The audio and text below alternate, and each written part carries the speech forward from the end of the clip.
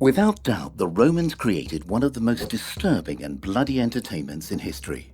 One that could bring an entire city together to enjoy watching warriors fight to the death. Join me on a journey to Rome in the year 100 AD and get ready for the arena. Some were simple slaves forced to fight ruthlessly. Others, warriors drunk with power, in search of fame, glory, and recognition. Often prisoners of war, instead of being pressed into heavy work, were turned into arena fighters with a single mission: to survive each battle, because otherwise a painful and merciless death awaited. The life of a gladiator was not much different from the life of a Roman soldier. Both spent their days training, performing strength, skill, and fighting exercises. They practiced with multiple weapons, so that in battle, when a specific weapon was thrown to them, they could wield it with an expert hand. The only difference between a gladiator and a soldier was that a gladiator never had freedom, and in most cases was destined for death just to entertain an audience with a thirst for violence. Agility, strength, and physical resistance were crucial in putting on a great show. It made no sense to send skinny guys out to fight, because their contest would last only a few seconds. Therefore, although they were slaves, the gladiators were not poorly fed, because their arena performance depended on their diet.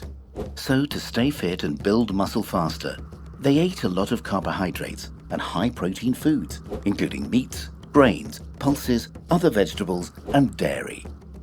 You're probably wondering, where did the gladiators train?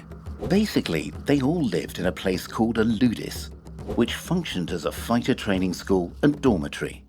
They all had to follow many strict rules, with someone called the Lannister, who was also the ludus's owner, in charge.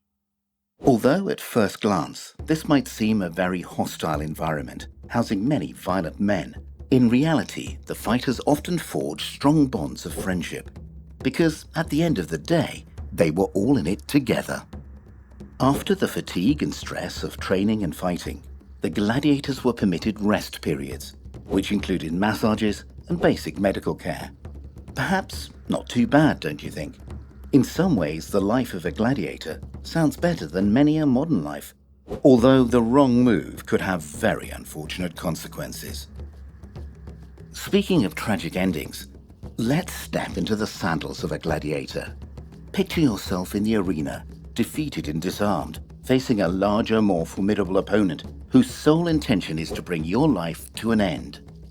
Depending on the emperor and the historical period, a death could be forgiven because some emperors were less bloodthirsty than others, although the thumbs up or thumbs down gesture is just a modern romanticization. And later, with the arrival of Christianity around 300 AD, these duels to the death were outlawed altogether. But if you were a gladiator in the time we're visiting, around 100 AD, today could be your unlucky day, because Christianity had yet to make its mark in these lands, and your destiny does not look promising. This was a period where the rulers depended on the vote and support of the people, and it was in this era that the gladiatorial fights were at their goriest, as the thronging mass of the population took more and more pleasure in bloodier and bloodier contests. Compared to any other period in Roman history, being a gladiator in these times was the cruelest destiny, from dueling giant muscular warriors to facing lions, elephants, tigers, and scores of other ravaging beasts. There's no doubt that the life of a gladiator could be, from a historical point of view, very interesting, with some remarkable feats of strength and skill performed in the battles they participated in. Now, the question for you is, would you have liked to have been a gladiator warrior in ancient Rome? What stays with you the most from watching this video? Leave your answers in the comments below.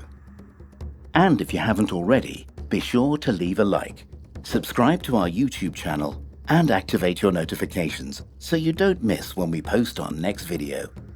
You won't regret it.